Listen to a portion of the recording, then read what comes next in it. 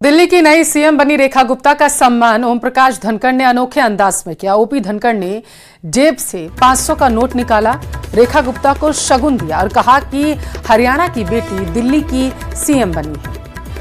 इसके बाद सिर झुकाते हुए अनोखे अंदाज में रेखा गुप्ता ने ओपी धनखड़ के शगुन को कबूल भी किया। ओपी धनखड़ का शगुन देते हुए वीडियो सोशल मीडिया पर वायरल है।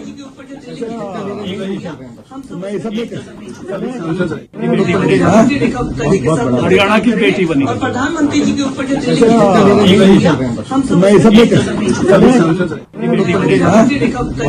हरियाणा की बेटी बनी और प्रधानमंत्री जी के ऊपर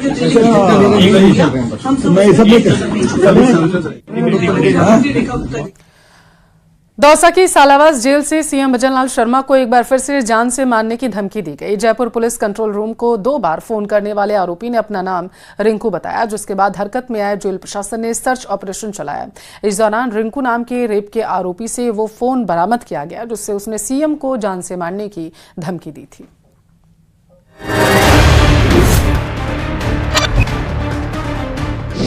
फिर सुर्खियों में दौसा की सेंट्रल जेल, सीएम को फिर मिली जान से मारने की धमकी।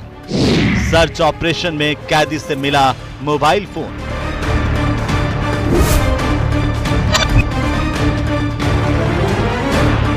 दौसा की शालावास सेंट्रल जेल से एक बार फिर सीएम भजनलाल को जान से मारने की धमकी दी गई। हैरानी की बात यह है कि अब से कुछ महीने पहले भी इसी जेल से सीएम को धमकी भरा फोन कॉल किया गया था। कार्रवाई के तहत जेल के 3 अधिकारियों को निलंबित भी किया गया था, लेकिन हालात अभी भी नहीं सुधरे। सीएम को धमकी देने का जो पैटर्न है वो भी पहले जैसा ही है, बस फर्क सिर्फ इतना ही है कि फोन करने वाला कैदी अलग है। इस मामले में गृह राज्य मंत्री जवाहर सिंह बेडम का बयान भी सामने आया है। उनका साफ कहना है कि दोषियों को बख्शा नहीं जाएगा।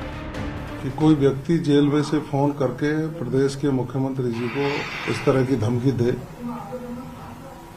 हमने तुरंत कार्रवाई की, उसको पुलिस ने तुरंत पकड़ा है और विभागीय स्तर पर आईजी जेल विक्रम सिंह जी को जांच दी है। इसके पीछे हम वहां तक जाएंगे कि आखिर इन लोगों तक मोबाइल पहुंचाने का नेटवर्क कौन है।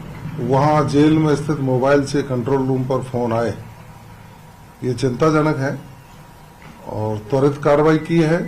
जो भी लिंक में पाया जाएगा, जो भी कोई कर्मचारी होगा, उसके खिलाफ कठोर कार्रवाई करेंगे। सीएम भजनलाल को दौसा सेंट्रल जेल से शुक्रवार आधी रात फोन किया गया। आरोपी ने जयपुर पुलिस कंट्रोल रूम में 2 बार फोन किया, खुद का नाम रिंकू बताया और अपनी लोकेशन सेंट्रल जेल शालावास बताई। धमकी भरे फोन की सूचना पर पुलिस अलर्ट हुई। जेल में सर्च ऑपरेशन चलाया गया। कल रात तकरीबन 12 बजे जो है कि 2 कॉल सेंट्रल जेल से किए गए थे। उसके बाद जो हमारी जेल अथॉरिटी उनको सूचना मिली थी, तो जेल अथॉरिटी ने प्रारंभिक रूप से एक तलाशी ली थी, जिसमें मोबाइल फ़ोन भी मिला। उसके बाद एक सघन तलाशी अभियान वहाँ पे चलाया गया था, जिसमें एडिशनल एसपी साहब, एसडीएम साहब, सीओ और पुलिस की टीम का जो है एक अभियान आज दिन में जो है चलाया गया। ऑल्दो इस अभियान में किसी प्रकार का कोई नहीं मिला था और ओवरऑल एक मोबाइल फ़ोन जिन्होंने फ़ोन करा था उन्हीं के पास से बरामद हुआ है। इस संबंध में जो है प्रिजनर एक्ट के तहत एक एफआईआर भी दर्ज कर ली गई है। पुलिस ने रेप के आरोपी रिंकू से उस फोन को बरामद किया जिससे धमकी भरा फोन किया गया था। इस मामले में पापड़दा थाने में भी एक केस दर्ज करवाया गया है। साथ ही जेल में ऑन ड्यूटी स्टाफ से भी पूछताछ हो रही है। एक मोबाइल रिंकू मेघवाल से बरामद हुआ है, जिससे उन्होंने फोन किया था कीपैड का, और बाकी मुकदमा दर्ज कर लिया है, अनुसंधान जारी है। पिछले साल जुलाई महीने में दौसा की शालावास जेल से ही दार्जिलिंग के नीमो नाम के कैदी ने सीएम को जान से मारने की धमकी भरा फोन कॉल किया था।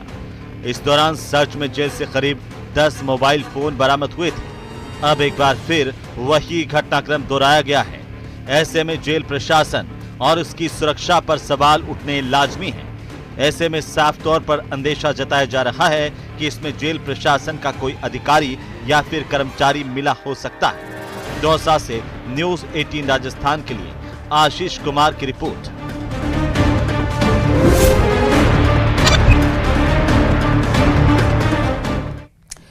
राज्यसभा सांसद मदन राठौड़ एक बार फिर से भाजपा के प्रदेशाध्यक्ष बन चुके। 7 महीने में दूसरी बार मदन राठौड़ को राजस्थान भाजपा की कमान सौंपी गई। सीएम भजनलाल शर्मा, पूर्व सीएम वसुंधरा राजे समेत तमाम नेताओं की मौजूदगी में उनके नाम की घोषणा हुई। इस दौरान पूर्व सीएम वसुंधरा राजे ने एकजुट, नो गुट, एक मुख का नारा भी दिया है।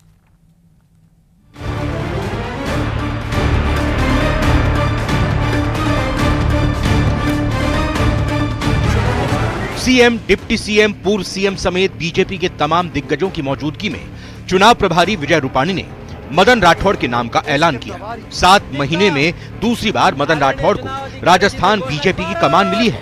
इस मौके पर सीएम भजनलाल शर्मा ने उन्हें शुभकामनाएं दी।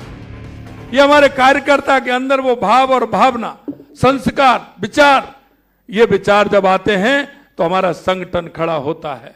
और उसी रूप में आप देख सकते हैं कि जो 8-10 लोगों का जो संगठन था, जो उन्होंने स्टार्टिंग की 21 अक्टूबर 1951 को, वो आज देश का नहीं दुनिया का सबसे बड़ा राजनीतिक दल है, तो वो भारतीय जनता पार्टी है। मदन राठौड़ के अलावा प्रदेश से 25 राष्ट्रीय परिषद सदस्यों का भी निर्वाचन हुआ। इस दौरान मदन राठौड़ मजाकिया अंदाज में नजर आए। बीजेपी के पूर्व प्रदेश अध्यक्ष को पूर्वज बताते हुए उनके अनुभव से सीख लेने की बात कही। उन्होंने जिस अंदाज से अपनी बात रखी, वहां मौजूद सभी लोग ठहाके लगाकर हंसने लगे। आप सबका बहुत मुझे मार्गदर्शन मिला और मैंने प्रत्येक वक्तव्य को गांठ बांध करके अपने साथ में ले लिया, जो मेरे लिए पाथेय का रूप रहेगा। जब कभी भी जरूरत पड़ेगी तो मैं उस गांठ को खोल करके उसमें से मार्गदर्शन लेता रहूंगा। वैसे नारायण जी पंचारिया साहब को बहुत बोझ था और वो आपने अनुभव भी कर लिया होगा। वास्तव में बहुत निभाया इन्होंने। और कभी आप में से किसी को मौका मिले तो जाकर के देखना ऊपर कि इन्होंने चुनाव प्रक्रिया कितनी मेहनत करके तैयार करी। इस मौके पर प्रदेश की पूर्व सीएम वसुंधरा राजे भी बोली। उन्होंने खुले दिल से मदन राठौड़ के समर्थन की बात कही, लेकिन इस दौरान वो कार्यकर्ताओं को एकजुट होने का संदेश देती दिखी। मदन जी का नाम देखो, मद ना, तो इसमें कोई शक ही नहीं है हम लोगों के बीच में कि उसका मद तो आपको कभी आने वाला नहीं है। इससे पहले शुक्रवार को प्रदेश अध्यक्ष पद के चुनाव के लिए मदन राठौड़ के अलावा किसी भी दूसरे नेता ने फॉर्म नहीं भरा था। उसके बाद से ही उनका फिर से अध्यक्ष बनना तय हो गया था। मदन राठौड़ 1972 से 1978 तक आरएसएस के प्रचारक रहे और 5 बार बीजेपी के जिला अध्यक्ष भी रह चुके हैं। इसके अलावा सुमेरपुर से 2 बार विधायक भी रहे। वसुंधरा सरकार में उप मुख्य सचेतक की जिम्मेदारी भी उन्होंने निभाई है।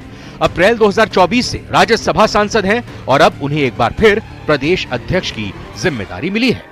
Bureau report, news 18 Rajasthan.